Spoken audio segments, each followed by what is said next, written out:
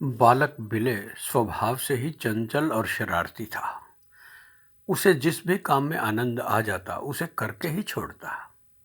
माँ की कीर्तन मंडली में मजा आया तो खेल खेल में श्री राम और सीता की युगल मूर्ति ले आया और करने लगा युगल मूर्ति की आराधना। और बच्चे भी आ गए। कम उम्र के बच्चे ही नहीं, कुछ उससे बड़ी उम्र के बच्चे भी भक्ति के खेल में शामिल हो गए। अचानक एक दिन क्या हुआ, वह अपने कोचवान के साथ सैर सपाटे पर निकला। उसे कोचवान के साथ बहुत लगाव था। अक्सर बातें करते करते वह अपनी जिज्ञासाएं उसी से शांत करता था। कोचवान बिले के मन में राम की भक्ति देखकर बहुत प्रसन्न था, परंतु उसके शादी ब्याह के अनुभव शायद अच्छे नहीं रहे थे। इसलिए उसने बिले के सामने पत्नी के बारे में ऐसे डरावने चित्र खींचे कि बिले के कोमल मन में शादी के प्रति वितृष्णा हो गई। मन पर ऐसा असर हुआ कि वह माँ के पास जाकर रोने लगा। माँ ने रोने का कारण पूछा। बिले ने कोचवान के साथ हुई सारी बातें बता दी और कहा, माँ, मैं राम और सीता की मूर्ति की पूजा कैसे करूं? सीता भी तो राम जी की पत्नी थी। माँ ने बात संभालते हुए कहा, तो क्या बात है बेटा, तुम शिव जी की पूजा किया करो। बालक को समाधान मिल गया। अब उसने शिव जी की मूर्ति की उपासना शुरू कर दी। बिले उत्साहित तो था ही, साथियों के संग बाजार गया और शिव जी की मूर्ति खरीद लाया। जब वह घर की ओर आ रहा था तो एक घटना घटी। उसका एक बाल सखा समूह से चिटक कर अलग हो गया था। वह बालक पगडंडी से चलता चलता सड़क की ओर आ रहा था। अचानक बिले ने देखा कि तेज गति से आती हुई एक बैलगाड़ी उस ओर आ रही है और उसके साथी को लपेट में ले सकती है। बिले ने आव देखा न ताव। उसने हाथ की मूर्ति एक ओर फेंकी और अपने मित्र को खींचकर एक ओर धकेल दिया।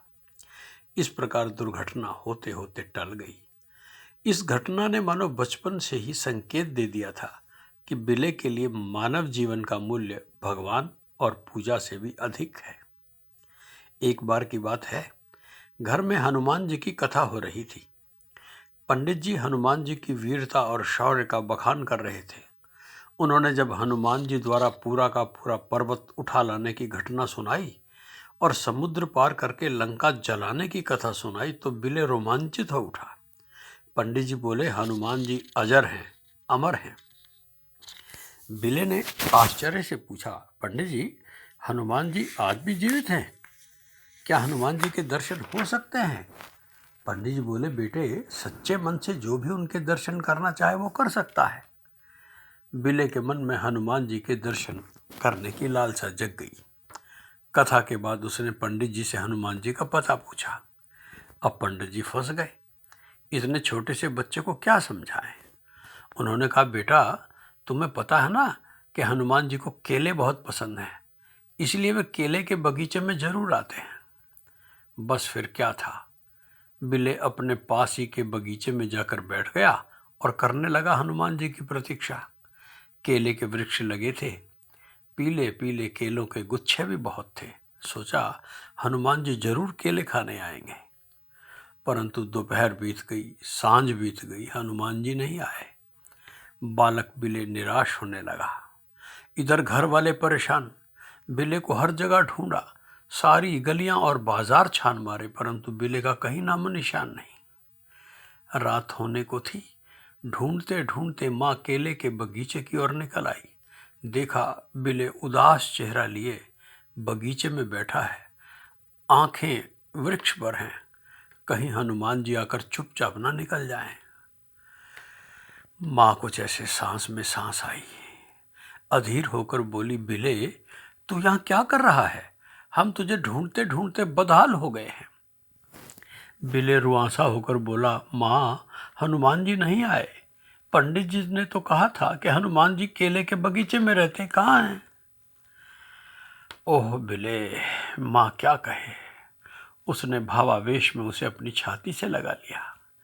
बोली, बेटे, हनुमान जी जरूर राम जी के काम से कहीं गए होंगे, आ जाएंगे। बिले धुन का पक्का था। अगले दिन वह कोचवान के साथ कोलकाता की सड़कों पर टहलने लगा तो फिर बातों का सिलसिला चला दिया। पूछने लगा, काका, क्या आप हनुमान जी को जानते हैं? कोचवान बोला, क्यों नहीं, मैं तो उनका परम भक्त हूँ। तो काका ये बताओ, क्या आपने उन्हें देखा है? कोचवान बोला, देखा है, बहुत बार देखा है। मैंने हर मंदिर में उनके दर्शन किए हैं। विवेकानंद बोला, नहीं, मूर्ति वाले हनुमान जी नहीं, असली में उनके दर्शन किए हैं क्या? कोचवान फिर फंस गया, क्या जवाब दे। कोई उत्तर नहीं सूझा।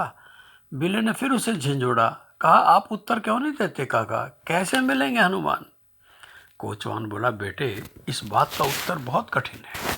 बिल्ली मचल होकर बोला, मैं किसी कठिनाई से नहीं डरता, मैं किसी से नहीं डरता, मुझे बताओ हनुमान जी के दर्शन कैसे हो सकते हैं? कोचवान बोला, बेटे, इसके लिए घोर तपस्या करनी पड़ती है, पूरा जीवन अविवाहित रहना पड़ता है, ब्रह्मचर्य का पालन करना पड़ता है। बिल्ली बोला, मैं करूँगा तपस्या, मैं विवाह भी नहीं करूँगा, तब तो मुझे हनुमान जी दर्शन देंगे ना? हाँ बिल्ले, परंतु ब्रह्मचर्य का पालन करना बहुत कठिन है, कोचवान ने कहा।